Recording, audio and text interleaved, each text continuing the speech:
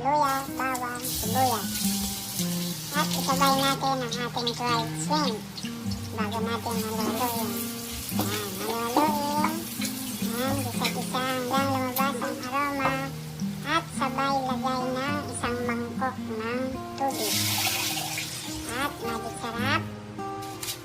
And siyempre, paminta. Katamtamang paminta lang. At isang shrimp nor cubes. At konting asin. At antayin natin niyang kumulo. At kapag kumulo na, lalagyan na natin ang ating patola. Ayan. Halu-haluin ng konti bago natin takpan at pakuluan ng 2 to 3 minutes. After 2 to 3 minutes, yan, malambot na yan at ilagyan na natin ang ating miswa. At sunod ang itlog. Yan.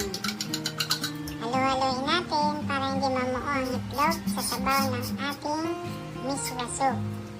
Yan, halo-halo. At isunod natin ang ating malunggay leaves. And siyempre, haluin natin ulit para maganda at pantay ang pagkaluto ng ating malunggay leaves. Yan, halo-halo. At kaunting pakuluan lang yan. And, yan, luto na yan. Pwede na yan. Kaya, anong pang inaantay natin? Tayo ay magpiplating na. Yan. Kitang-kita naman. Napakasarap ng pagkadali natin dyan, boy.